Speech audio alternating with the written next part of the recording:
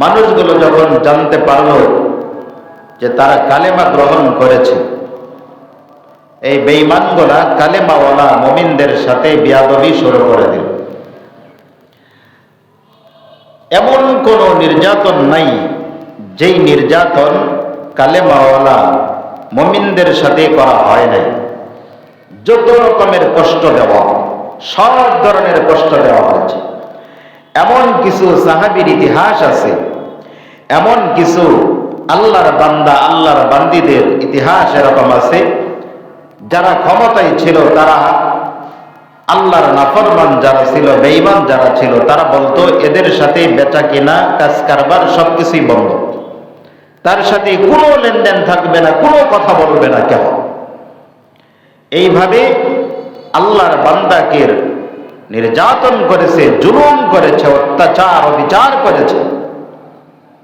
কিন্তু আল্লাহর বান্দারা আল্লাহর উপর ঈমান আনয়ন করেছে, এই ঈমান তারা ছাড়ে নাই। যেমন হযরতে বেলাল রাদিয়াল্লাহু তাআলা আনহুর কথা আমরা অনেকে শুনি।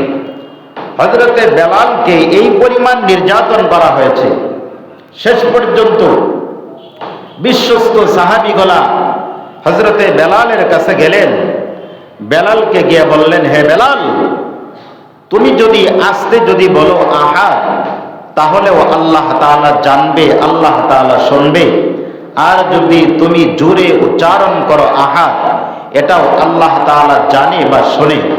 অতএব তুমি যদি আস্তে যদি আহাদ যদি বলো, তাহলে তুমি যে আল্লাহর নামের জিকির করতেছ, এক আল্লাহকে স্বীকার করতেছ, এটাও হয়ে যাবে। পাশাপাশি কাফেররা তোমাকে যে পিটাইতেছে, পাথরের চাপা দিতেছে, বালির ভিতরে তোমাকে টেনে টেনে নিয়ে হেসরাইয়া ঘোরাফেরা করতেছে, এই অত্যাচার এই নির্যাতন থেকেও তুমি বাঁচতে পারবা। হে বেলাল, তুমি কালেমা জোরে না বলে আস্তে আস্তে পড়ো, মনে মনে বলো, আল্লাহুম্মা সাল্লি আলা মুহাম্মাদিন ওয়া আলা আলি মুহাম্মাদ কামা সাল্লাইতা আলা ইব্রাহিম ওয়া আলা আলি ইব্রাহিম ইন্নাকা হামিদুম মাজিদ। اللهم بارك على محمد وعلى آل محمد كما باركت على إبراهيم وعلى آل إبراهيم إنك حميد مجيد। আলহামদুলিল্লাহ, আল্লাহ পাক রব্বুল আলামিনের দরবারে লাখ কোটি শুকর যে আল্লাহ রব্বুল আলামিন আমাদেরকে জুমার নামাজের উদ্দেশ্য করায়া আল্লাহ তাআলার ঘরে নিয়ে এসেছেন। এজন্য সেই মুনিবের দরবারে কালিমাতুশ শুকর আদায় করি আলহামদুলিল্লাহ। আলহামদুলিল্লাহ। যে অমুক ব্যক্তি কালেমা পড়েছে, মানুষ কিভাবে জানে? যখন মুখে উচ্চারণ করেছে, প্রকাশ করেছে, মানুষগুলো যখন জানতে পারল যে তারা কালেমা গ্রহণ করেছে, এই বেঈমানগুলা কালেমাওয়ালা মুমিনদের সাথে বিয়াদবি শুরু করে দিল। এমন কোন নির্যাতন নাই যেই নির্যাতন কালেমাওয়ালা মুমিনদের সাথে করা হয় নাই। যত রকমের কষ্ট দেওয়া, সব ধরনের কষ্ট দেওয়া হয়েছে। এমন কিছু সাহাবীর ইতিহাস আছে, এমন কিছু আল্লাহর বান্দা আল্লাহর বান্দীদের ইতিহাস এরকম আছে, যারা ক্ষমতায় ছিল তারা আল্লাহর নাফরমান যারা ছিল, বেঈমান যারা ছিল, তারা বলতো এদের সাথে বেচা কেনা কাজ কারবার সবকিছুই বন্ধ, তার সাথে কোনো লেনদেন থাকবে না, কোনো কথা বলবে না কেউ।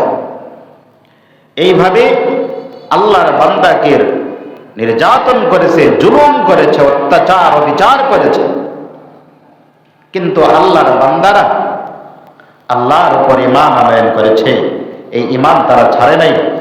যেমন হযরতে বেলাল রাদিয়াল্লাহু তাআলা আনহুর কথা আমরা অনেকে শুনি। হযরতে বেলালকে এই পরিমাণ নির্যাতন করা হয়েছে, শেষ পর্যন্ত বিশ্বস্ত সাহাবীগুলা হযরতে বেলালের কাছে গেলেন। বেলালকে গিয়ে বললেন, হে বেলাল, তুমি যদি আস্তে যদি বলো আহাদ, তাহলেও আল্লাহ তাআলা জানবে, আল্লাহ তাআলা শুনবে। আর যদি তুমি জোরে উচ্চারণ করো আহাদ, এটাও আল্লাহ তাআলা জানে বা শোনে। অতএব তুমি যদি আস্তে যদি আহাদ যদি বলো, তাহলে তুমি যে আল্লাহর নামের জিকির করতেছো, এক আল্লাহকে স্বীকার করতেছো, এটাও হয়ে যাবে। পাশাপাশি কাফেররা তোমাকে যে পিটাইতেছে, পাথরের চাপা দিতেছে, বালির ভিতরে তোমাকে টেনে টেনে নিয়ে হেসরাইয়া ঘোরাফেরা করতেছে, এই অত্যাচার এই নির্যাতন থেকেও তুমি বাঁচতে পারবা। হে বেলাল, তুমি কালিমা জোরে না বলে আস্তে আস্তে পড়ো, মনে মনে বলো কালিমা, তাহলে তোমার কোনো সমস্যাই হবে না। হযরতে বেলাল কথা দিলেন, হ্যাঁ ঠিক আছে, অসুবিধা নাই, আমি আস্তে আস্তে পড়ব। যেই মাত্র নবীজির সাহাবী চলে গেল, এই বেলাল আবার জোরে পড়ে, আবার আসলেন, আবার কথা দেন, আবার কথার বরখেলাপ করেন। যখন কয়েকবার এরকম করলেন, তো পরবর্তী জিজ্ঞাসা করা হয়, হে বেলাল, তুমি আমাকে কথা দিতেছো যে তুমি আস্তে পড়বে, কিন্তু কেন তুমি জোরে পড়ো, কারণটা কি? তখন হযরতে বেলাল রাদিয়াল্লাহু তাআলা আনহু জবাব দেয়, শোনো, কাফেররা যখন আমাকে আঘাত করে আর আমি যখন আহাদ শব্দ উচ্চারণ করি, এই আহাদ আর তাদের নির্যাতন, তারা নির্যাতন করতেছে আর আমি যখন আহাদ শব্দ উচ্চারণ করতেছি, ওই কাফের বেঈমানগুলা যতই আমাকে আঘাত করে কষ্ট দেখ না কেন, ওই কষ্টটা আমি মুহূর্তের ভিতরে ভুলে যাই, ওই কষ্টটা আমি অনুভব করতেই পারি না। সুবহানাল্লাহ, সুবহানাল্লাহ। যখন আমি কি করি, আহাদ অর্থাৎ আল্লাহর নামে, আল্লাহর নাম যখন আমি উচ্চারণ করি, তো এই জন্য আমার এজন্য কি হয়, ভালো লাগে, এজন্য আমি কি করি, জোরে জোরে আহাদ আহাদ শব্দটা আমি উচ্চারণ করি। তো এই জন্য যারা পূর্বে মুমিন ছিল, কালিমা বলতো, তাদের জন্য এতটা সহজ ছিল না, কালিমা পড়াটা তাদের জন্য খুবই কষ্ট ছিল। এখন তো আমরা সবাই যেখানে মনে চায় সেখানেই কালিমা পড়তে পারি, কালিমার দাওয়াত দিতে পারি, কোনো ঝামেলা হয় না, কোনো মায়ের খাইতে হয় না, সংসার ছেড়ে দিতে হয় না, ঘর বাড়ি ছেড়ে কেহ ভাগাইয়া দেয় না, নিজের বাড়িতে থেকে ইবাদত করার সুযোগ পাওয়া যায়। কিন্তু আগে এরকম ছিল না, নিজের বাবাও জায়গা দেয় নাই, নিজের মা বাড়ি থেকে বের করে দিয়েছে, নিজের চাচা ঘর থেকে বের করে দিয়েছে। তাদের অপরাধ কি? কোরআনে কারীমের মধ্যে আছে, তাদের অপরাধ ছিল একটাই, তাদের অপরাধ ছিল একটাই কি, ওয়ামা নাকামু মিনহুম ইল্লা আইয়ুমিনু বিল্লাহ, তাদের অপরাধ ছিল আসমানের মালিক আল্লাহ, আল্লাহকে তারা বিশ্বাস করত, এক কালিমার উপরে, এক আল্লাহর উপর তারা ঈমান আনয়ন করেছে, এটাই ছিল তাদের সবচেয়ে বড় অপরাধ। এই কালিমা পড়ার কারণে সাহাবীরা অনেক নির্যাতনের শিকার হয়েছেন। এজন্য এই কালিমা যারা সত্যিকার অর্থে গ্রহণ করবে, এই কালিমা যারা পড়বে, তাদের উপর নির্যাতন আসবে না, এটা হতেই পারে না। যে যত মজবুত ইমানদার হবে, তার উপর তত বেশি আল্লাহ তাআলার পক্ষ থেকেও তত বেশি পরীক্ষা আসবে। আর পরীক্ষার মাধ্যমে আল্লাহ তাআলা তার মর্যাদাকে আল্লাহ তাআলা ধাপে ধাপে পর্যায়ক্রমে শুধু বাড়াইতে থাকবে। বিশ্বনবী সাল্লাল্লাহু আলাইহি ওয়াসাল্লাম তিনি বলেন, পূর্বের জামানার কিছু ঘটনা তিনি বর্ণনা করেছেন। আর সূরা বুরুজের মধ্যে আছে, কুতিলা আসহাবুল উখদুদ, ওই জামানার মধ্যে কিছু মানুষ এমন ছিল যারা এরকম ভাবে গর্ত খনন করেছে, গর্ত করার পরে ওই গর্তটার ভিতরে আগুন জ্বালাইতো, আগুন প্রজ্বলিত করত। কেন আগুনকে প্রজ্বলিত করত? ইমানদার বান্দা, ইমানদার নরনারীদেরকে আগুন দিয়ে পোড়ার জন্য তারা আগুনের ব্যবস্থা করত। কুতিলা আসহাবে উখদুদ, এই আসহাবে উখদুদ যারা এই গর্তগুলা খননকারী ছিল, কিন্তু তারা বাঁচতে পারে নাই। আল্লাহ তাআলা এক পর্যায়ে তাদেরকে ধ্বংস করে দিয়েছে। যারা কালেমা পড়েছিলেন তাদেরকে আল্লাহ তাআলা বিজয়ের মালা আল্লাহ তাআলা তাদেরকে দান করেছেন। তো এই জন্য নবী সাল্লাল্লাহু আলাইহি ওয়াসাল্লাম বলেন, পূর্বের জামানার কিছু ঘটনা নবী সাল্লাল্লাহু আলাইহি ওয়াসাল্লাম বয়ান করতেছেন যে পূর্বের জামানা এমন কিছু মানুষ ছিল যারা নাকি এরকম ভাবে দ্বীনের কথা বলতো, হক কথা বলতো, তাদেরকে ধরে আগুনের ভিতরে ফেলায় মারত। এই আয়াতগুলোর মধ্যে, এই সূরার মধ্যে, তাফসীর ইবনে কাসিরের মধ্যে কত সুন্দরভাবে বর্ণনা আসছে যে ওই জামানার মধ্যে একজন বাদশা ছিলেন, যেই বাদশার নাম হলো ইউসুফ জুনাওয়াজ। এই ইউসুফ জুনাওয়াজ তার কাজ ছিল ইমানদারদেরকে আগুনের ভিতরে ফালায়া মারা। হযরতে আলী রাদিয়াল্লাহু তাআলা আনহুর পক্ষ থেকে তিনটা বর্ণনা পাওয়া যায়। হযরতে আলী রাদিয়াল্লাহু তাআলা আনহু বর্ণনা করেন, তিনি বলেন ওই সমস্ত মানুষগুলা কোন জায়গার ছিল, তিনি তিনটা মত পোষণ করেছেন। তন্মধ্যে তিনি বলেন তারা ছিল পারস্যের অধিবাসী। এই পারস্যের রাজা যখন মাহরাম মহিলাদেরকে বিবাহ করা বৈধ করতে চায়, মাহরাম মহিলাদেরকে বিবাহ করতে চায়। এখন মাহরাম মহিলাকে, এটাই তো আমরা জানি না মাহরাম কাকে বলা হয়। সবই জানি, দুনিয়ার সবকিছুই বুঝি, কিন্তু এটা বুঝি না হুজুরে কোন সময় কোন নেতার বিপক্ষে কথা বললো, এটা ঠিকই বুঝি, কিন্তু মাহরাম যে কারে কয় এটা আজ পর্যন্ত বুঝলাম না। তো মাহরাম মহিলা এমন মহিলা যাদেরকে বিবাহ করা আল্লাহ তাআলা হারাম করেছেন, যাদের সাথে বিবাহ শাদী হইতে পারে না, এদের সাথে বিবাহ শাদী করা বৈধ করতে চাই পারস্যের রাজা। অর্থাৎ কোরআনের বিপক্ষে যে আইন আছে এটা তারা এরকম ভাবে বাস্তবায়ন করতে যখন চাইল, আর ওই জামানার মধ্যে যারা আলেম ছিল, যারা ইমানদার ছিল, যারা নামাজি ছিল, যারা ইমানদার বলে নিজেকে প্রকাশ করে যে আমি একজন ইমানদার, এই মানুষগুলা ওটাকে কি করলেন, বাধা দিতে শুরু করলেন। যারা ইমানদার ছিলেন তারাই কি করেছেন, বাধা দিয়েছেন। এখন তো অনেক ইমানদার আছে এরা বাধা দেয় না, হজ করে আসছে, ইসলামের বিপক্ষে কথা বলতেছে, এই বোবা হাজির জবান চলে না। এই হাজি চিন্তা করে যা মনে আছে তাই হোক, আমি তো আলহাজ, ইসলামের 12টা না বাজে 13টা বাজুক, আমার তো হাজিগিরি ঠিক আছে।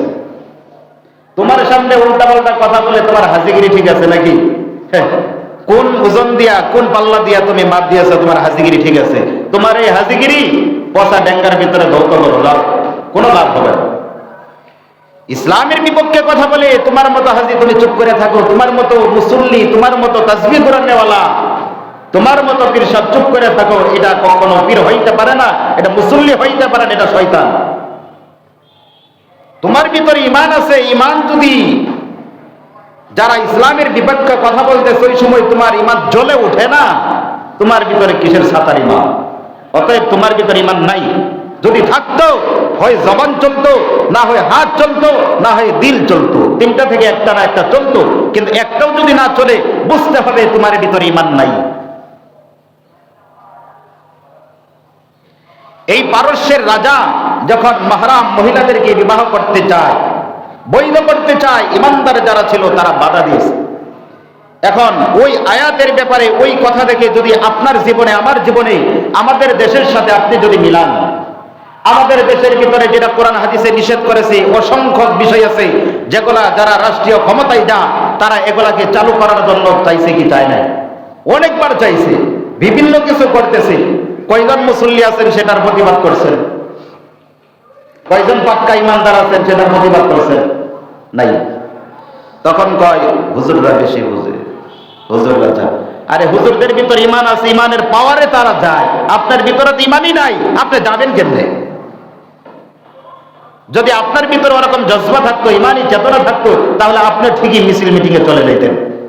যাইতে পারেন না কেন? আপনার এটা ইমানের দুর্বলতা। বরং নিজে যাবে না, বোবা শয়তানের মতো কাজ করে, যে নিজেও করবো না, আরেকজন যাবে তাকে যাইতেও দেব না, এটা হলো বোবা শয়তান। মানে যারা যাইতে চায় তাদেরকে এমন ভাবে তাদের ব্রেন ওয়াশ করে দিবে, তারাও যেন আর না যায়।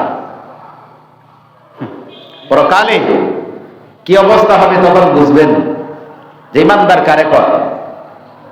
যাই হোক, পারস্যের রাজা মহিলাদেরকে বিবাহ করতে চায়, মাহরাম মহিলাদেরকে। এজন্য যারা বাধা দিয়েছিল তাদেরকে ধরতো, আর আগুনের যে গর্ত করেছিল ওই গর্তের ভিতরে তাদেরকে ছেড়ে দিয়ে তাদেরকে পড়ত। দ্বিতীয় মত পোষণ করেছেন, তারা ছিলেন ইয়ামানের অধিবাসী। ইয়ামানের মধ্যে যে কাফের ছিল আর মুসলমান ছিল, উভয়ের ভিতরে যুদ্ধ শুরু হয়। যুদ্ধ যখন শুরু হয়ে গেল, এই যুদ্ধের মধ্যে প্রথম দিকে মুসলমানরা বিজয় অর্জন করে। বিজয় অর্জন করার পরে পুনরায় আবার যুদ্ধ শুরু হয়ে যায়। ওই কাফের বেঈমান গোলা মুসলমানদেরকে আর ঠিক থাকতে দিল না। মুসলমানদের সাথে আবার যুদ্ধের ঘোষণা দিল। দ্বিতীয়বার আবার যখন জিহাদের ঘোষণা দিল, যুদ্ধের ঘোষণা দিল, আবার দ্বিতীয় যুদ্ধের ভিতরে কাফের মুশরিকরা এরকম ভাবে জয় অর্জন করে। কাফেররা যেই মাত্র জিতে গেল, ওই কাফের গোলা ইমানদার যারা ছিল, মুমিন মুসলমান যারা ছিল, তাদেরকে ধরে ধরে আগুনের যেই গর্ত তারা খনন করেছিল ওই গর্তের ভিতরে তাদেরকে এরকম ভাবে পড়তো, ওখানে ফালাইয়া দিত। আর 3 নাম্বার বিষয় হলো তারা ছিলেন হাবশার অধিবাসী। নবী সাল্লাল্লাহু আলাইহি ওয়াসাল্লাম বর্ণনা করেন, ওই ইউসুফ জুনাওয়াজ তার কাছে ছিল একজন জাদুকর। এই জাদুকর যখন এরকম ভাবে বৃদ্ধ হয়ে গেল, বয়স্ক যখন হয়ে গেল, ইউসুফ জুনাওয়াজের যে জাদুকর ছিল, ওই জাদুকর রাজাকে ডাকতে বলে, ও ইউসুফ জুনাওয়াজ শোনো, আমি তো মুরব্বী হয়ে গেছি, আমি বয়স্ক হয়ে গেছি, আমার যে কোনো মুহূর্তে আমার মরণ হইতে পারে। আমি মারা যাওয়ার আগে আমি চাইতেছি আমি যেই জাদু বিদ্যা অর্জন করেছি, আমার এই জাদু বিদ্যাগুলা অন্য মানুষকে আমি শিখাই যাইতে চাই। যেই মাত্র এই কথা বললেন, রাজা বলল, ঠিক আছে, তাহলে কি করতে হবে? আমার জাদুকর বলতেছে, শোনো, ছোট্ট একটি ছেলে আমাকে এনে দাও, যেই যুবককে আমি জাদু বিদ্যা গুলা শিখে মারা যাইতে চাই। আবার ওই জাদুকরের কথা মতো তাকে একজন যুবক ছেলে এনে দেওয়া হয়। আবার যুবক ছেলেটা কি করে, প্রতিদিন বাদশার বাড়ির ভিতরে থাকবে আর জাদুকরের বাড়িতে যাবে, জাদুবিদ্যা শিক্ষা গ্রহণ করবে। এইভাবে চলতে শুরু করলো। কিন্তু জাদুকরের বাড়ি দিয়ে যেই মাত্র পৌঁছাইবে, জাদুকরের বাড়িতে যাবে, মাঝপথে দেখা গেল আল্লাহর এক বান্দা, এক পাদ্রীর বাড়ি আছে। কিন্তু আসা যাওয়ার পথে ওই পাদ্রীর খুব প্রশংসা শুনতেছিল, ওই পাদ্রী খুব ভালো মানুষ। এজন্য ওই যুবক কি করলো, মাঝখান দিয়া পাদ্রীর বাড়িতে এরকম ভাবে চলে গেল। পাদ্রীর বাড়িতে যাওয়ার পরে পাদ্রী এরকম ভাবে বিভিন্ন বয়ান করলেন, বিভিন্ন নসিহত করলেন। পাদ্রীর কথাগুলা যুবকের কাছে অনেক ভালো লাগলো। আবার যুবক কি করলেন, চিন্তা করলেন, জাদুঘর আমাকে বিদ্যা শিখাইতেছে, আবার এদিক দিয়া এই যে পাদ্রী আছে, পাদ্রীটা যেই সমস্ত কথাগুলা বলতেছে, এটাও তো অনেক ভালো লাগতেছে, কিন্তু কোন ধর্মটা সত্য এটা আমি বুঝবো কি করে? এটা হলো তার ভিতরে কল্পনা জল্পনা। হঠাৎ করে এইভাবে যখন দীর্ঘদিন চলতেছে, জাদুঘরের বাড়িতে যায়, আবার পাদ্রীর বাড়িতে যাওয়ার কারণে বাড়িতে আসতে দেরি হয়ে যায়।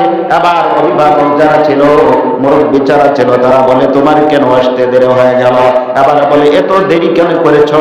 এই কারণে তাকে এরকম ভাবে মারপিট করা হয়। আবার মায়ের খাওয়ার পরে আল্লাহর বান্দা যুবক আব্দুল্লাহ বিন তামির, এই যুবক আল্লাহর বান্দার কাছে চলে গেলেন। যাওয়ার পরে বললেন, পাদ্রী সাহেব শোনেন, ও চাচা, আমি তো এরকম ভাবে কি করেছি, আপনার বাড়িতে আগমন করে আপনার কথাগুলো শোনার কারণে আমি বাড়িতে পৌঁছাইতে আমার জন্য দেরি হয়ে যায়। এই কারণে আমি কি করতে পারি না, সময় মতো আসতে পারি না। এজন্য আমাকে মারধর করে, বাঁচার উপায় আমার কি সেটা আমাকে বলে দেন। আবার পাদ্রী তাকে পরামর্শ দিল, বাবা শোনো, তুমি যখন বাড়িতে চলে যাইবা, তারা যখন বলবে তো দেরি কেন করেছো, তখন তুমি জবাব দিবা, জাদুঘরের বাড়ি থেকে আসতে আমাকে দেরি হয়েছে। আর যখন জাদুঘর তোমাকে বলবে তার বাড়িতে আসতে কেন দেরি হয়েছে, তখন তুমি বলবা, আমার নিজ বাড়ি থেকে আসতে আমার দেরি হয়ে গেছে। এতে তুমি আর মায়ের পিঠ কোনো কিছুই খাইবা না। এইভাবে চলতেছি, হঠাৎ করে দেখা গেল রাস্তার মধ্যে মধ্যে একটা হিংস্র প্রাণী মাছ পথে এরকম ভাবে দাঁড়িয়ে আছে।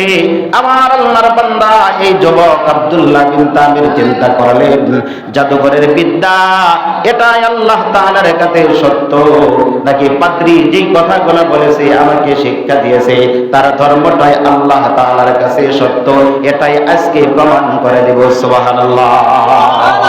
আমার ভাইয়ের এবারে কি করলো, আমার পাদ্রী কি যেই ধর্মের কথা বলেছে, আব্দুল্লাহ বিন তামির দেখতেছে শত শত মানুষ রাস্তার ভিতরে দাঁড়িয়ে আছে, ওই হিংস্র প্রাণীকে দেখেছে, কে হয় সাহস করে না, সামনের দিকে যাইতে কে হয় আর পারতেছে না।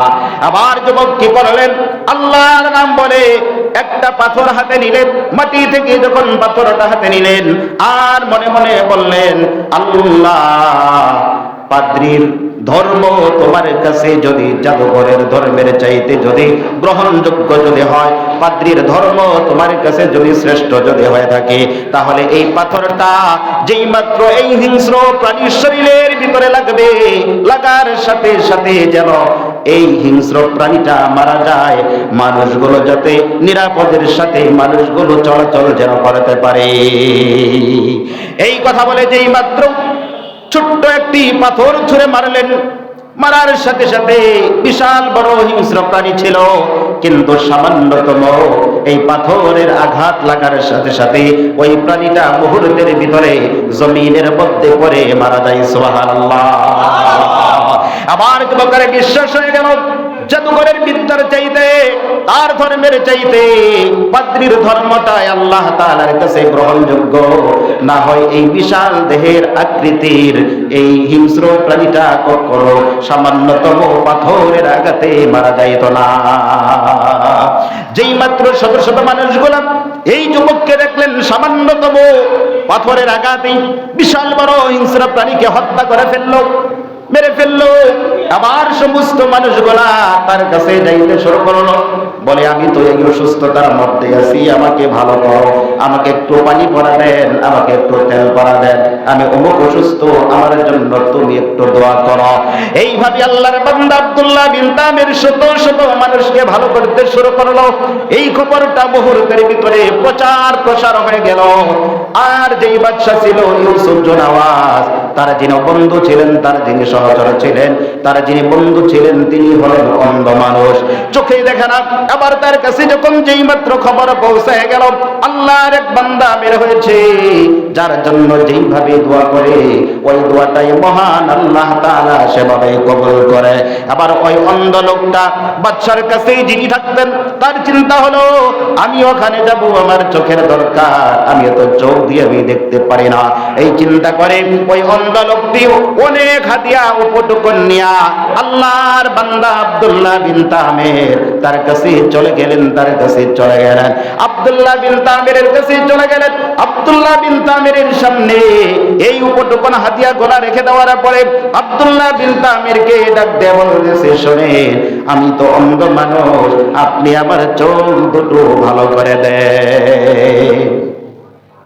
যেই মাত্র বলল আমার চোখ দুটো ভালো করে দেন, আব্দুল্লাহ বিন তামির ডাক দিয়ে বলে, শোনেন, আমি তো চক্ষু ভালো করতে পারি না, ভালো করা মন্দ করা এটা আমার কাজ নয়, আমি কোন রোগ বিধি ভালো করার ক্ষমতা রাখি না। এই চোখ ভালো করে নেওয়ালা জাত একজন, তিনি হলেন আল্লাহ। আল্লাহ যারকে চাবি তার চক্ষু ভালো করে দিবি। এই চক্ষু ভালো করার মতো আমার কোনো ক্ষমতা, আমার কোনো যোগ্যতা নাই। সুবহানাল্লাহ। আব্দুল্লাহ বিন তামির অন্ধ ব্যক্তিকে কালিমার দাওয়াত দিতেছি, শোনো, তুমি যদি আল্লাহর উপর ঈমান আনয়ন যদি করো, আমি যেই প্রভুর কথা বলতেছি ওই প্রভুকে তুমি যদি বিশ্বাস যদি করো, ওই আল্লাহকে তুমি যদি মানো, তাহলে ওই আল্লাহর কাছে আমি দোয়া করব, ওই মহান আল্লাহ তোমার চক্ষুর আলোকে ফিরাইয়া দিবি। সুবহানাল্লাহ।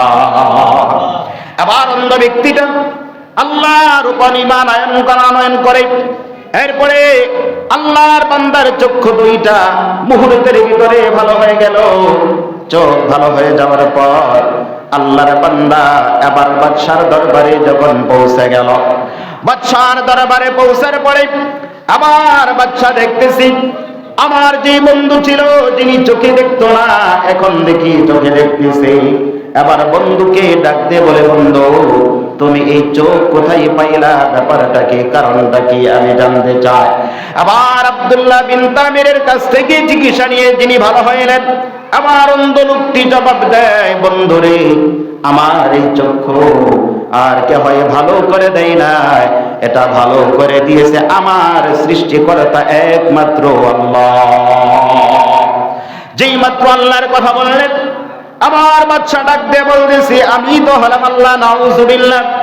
বলে, না না, তুমি এরকম ভাবে ভালো করো না।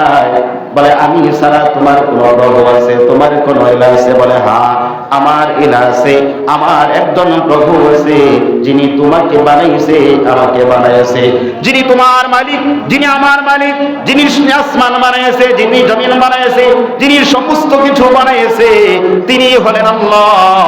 ওই প্রভু আপনার জন্য নয়, আমার যোগ্যরা ওই আল্লাহকে আমি বিশ্বাস করেছিলাম, এ কারণে ওই প্রভু, ওই মালিক, ওই স্রষ্টা আমার দুইটা চোখ এরকম ভাবে ভালো করে দিয়েছে।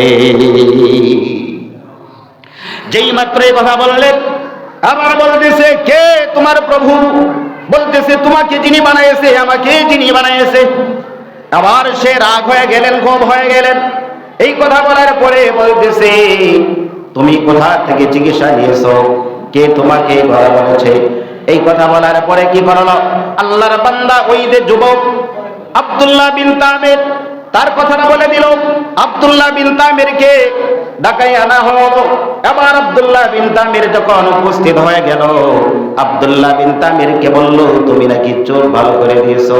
বলে, না না, আমি তো চোখ ভালো করার কোনো ক্ষমতা রাখি না, সমস্ত ক্ষমতা হলো আমার আল্লাহর। ওই আল্লাহ তার চক্ষুকে ভালো করে দিয়েছে। আব্দুল্লাহ বিন তামিরকে যেই মাত্র বলল আল্লাহ তার চক্ষুকে ভালো করে দিয়েছে, আবার বাদশা বলতেছে, আমি ছাড়া আর কে আল্লাহ আছে? আমি ছাড়া কে প্রভু আছে? আমি তো হলাম এরকম ভাবে সৃষ্টিকর্তা, আমি ছাড়া অন্য কাউকে যদি ইলাহ হিসেবে যদি মানো, তাহলে তোমাকে আর অক্ষত রাখবো না। এই কথা বলে কি করলেন, ওই যে অন্ধ লোকটি ছিল তাকে এরকম ভাবে আঘাত করতে থাকে। আর আব্দুল্লাহ বিন তামির ছোট মানুষ, আব্দুল্লাহ বিন তামির চাপে পড়ার কারণে তিনি যেই পাদ্রীর কাছ থেকে বিদ্যা অর্জন করলেন, তার সন্তানটা তার কথাটা তিনি বলে দিলেন। এবার আব্দুল্লাহ বিন তামিরের কথা অনুযায়ী ওই পাদ্রীকে তলব করা হলো। আবার পাদ্রী যখন উপস্থিত হয়ে গেল, ওই জালেম সরকার যিনি ছিল, আল্লাহর দুশমন যিনি ছিলেন, তাকে এমন ভাবে আঘাত করলেন, করার দ্বারা তার মাথাটাকে বিখণ্ডিত করে দেয়। আবার এমন শাস্তি দেওয়ার পরে আল্লাহর বান্দা আল্লাহকে ভুলে নাই, শেষ পর্যন্ত আব্দুল্লাহ বিন তামিরকে শাস্তি দিবে। আর যেই লোকটি অন্ধ ছিলেন, যার চক্ষুগুলো ভালো হয়ে গেল, ওই ব্যক্তিকে অনেক এরকম ভাবে নির্যাতন করলেন। সর্বশেষ আব্দুল্লাহ বিন তামিরকে আঘাত করতে শুরু করলো। আব্দুল্লাহ বিন তামির বলল, না, আমি যেই প্রভুর উপর ঈমান আনয়ন করেছি, যে আল্লাহকে বিশ্বাস করেছি, ওই আল্লাহকে আমি বলতে পারবো না, ওই আল্লাহকে আমি দিল থেকে মোচন করে দিতে পারবো না। বলে, ঠিক আছে, এর জবাব তোমাকে আমরা দিতেছি। এই কথা বলার পরে ইউসুফ জুনাওয়াজ কি করলো, কিছু সংখ্যক তার সৈন্যবাহিনী, ক্যাডার বাহিনী, সন্ত্রাস বাহিনী, তাদেরকে দিল, যাও যাও, একে নিয়ে পাহাড়ি চূড়ার ভিতরে নিয়ে যায়। মা যদি আল্লাহর কথা যদি বাদ দেয়, আমাদের ধর্মের ভিতরে যদি চলে আসে, তাহলে তাকে হত্যা করবা না, আর না হয় পাহাড়ের উপর থেকে তাকে ধাক্কা দিয়া তাকে মেরে ফেলবা। এইভাবে তাদেরকে যখন বলে দেওয়া হলো, আবার পাহাড়ের উপরে যখন চলে গেল, যাওয়ার পরে আবার যখন আব্দুল্লাহ বিন তামিরের সাথে বেয়াদবি করাবে, আব্দুল্লাহ বিন তামির অন্য কোনো কথা না বলে আব্দুল্লাহ বিন তামির বলতেছে, হুয়া মাওলাকুম ফানি'মাল মাওলা ওয়া নি'মান নাসীর। আল্লাহকে বলতেছে, আল্লাহ আমার কোনো অপরাধ নাই, এরপরেও আমাকে শাস্তি দিতে চাইতেছে, আমাকে মারতে চাইতেছে। প্রভু হে, এর বিচার তোমার কাছে দিলাম, এর উত্তম ফয়সালা তুমি করে দাও। সুবহানাল্লাহ। পাহাড়ের মধ্যে যে মানুষগুলো আব্দুল্লাহ বিন তামিরকে মারার জন্য গেল, সবাই এরকম ভাবে পাহাড় ধসে গেল, পাহাড় চূর্ণ বিচূর্ণ হয়ে গেল, সমস্ত মানুষগুলো মারা গেল। আব্দুল্লাহ বিন তামির অক্ষত অবস্থায় ইউসুফ জুনাওয়াজ যে বাদশা ছিল, তার দরবারে শরীরে আবার হাজির হয়ে যায়। বাদশা দেখার পরে বলে, তোমার সাথীরা কোথায়, তোমার সঙ্গীরা কোথায়? আবার আব্দুল্লাহ বিন তামির ডাক দিয়ে বলে, শোনেন, যাদেরকে মারার জন্য আমার কাছে পাঠিয়েছিলেন পাহাড়ের মধ্যে, সবাই ধ্বংস হয়ে গেছে, আমার আল্লাহ আমাকে জীবিত রাখছে। সুবহানাল্লাহ। আবার বলেছে, ঠিক আছে, আবার তোমাকে শেষ করে দিব।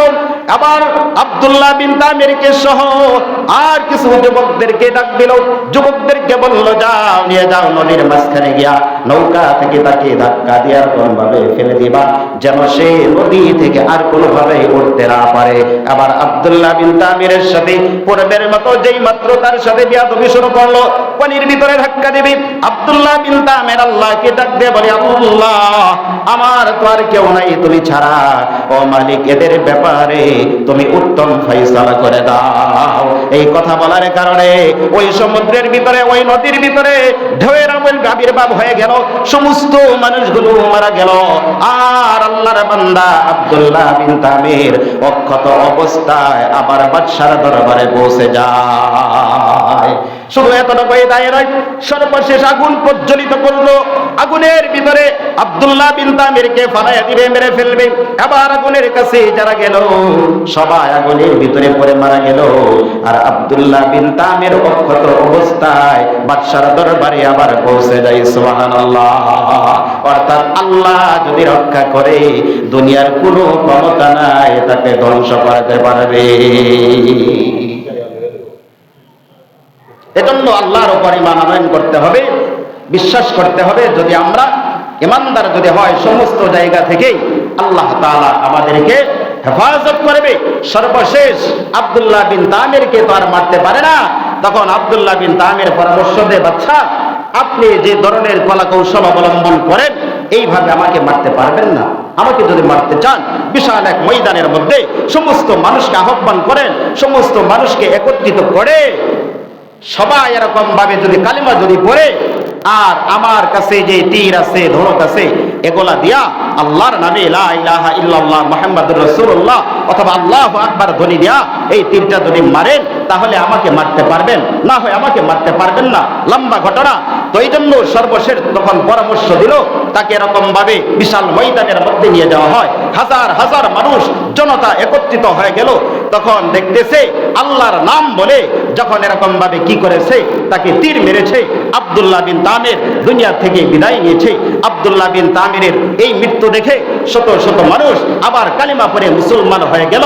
তাদের চিন্তা হলো, আব্দুল্লাহ বিন তামির যেই ধর্ম গ্রহণ করেছিল, এটাই প্রকৃত ধর্ম, এটাই সত্য ধর্ম, এটাই আসমানের মালিকের কাছে স্পষ্ট ধর্ম। না হয় এত কিছু করার পরে মারা যায় নাই, আব্দুল্লাহ বিন তামিরকে মারতে পারে নাই। এটাই আল্লাহ একমাত্র পছন্দের ধর্ম। সবাই কালিমা পড়ে মুসলমান হয়ে গেছে। আর আব্দুল্লাহ বিন তামিরের চিন্তা হলো, আমার একা জীবন যদি চলে যাক অসুবিধা নাই, আমার জীবনের বিনিময়ে যদি হাজার হাজার মানুষ ইসলামের কাছে চলে আসে, দ্বীনের পথে আসে,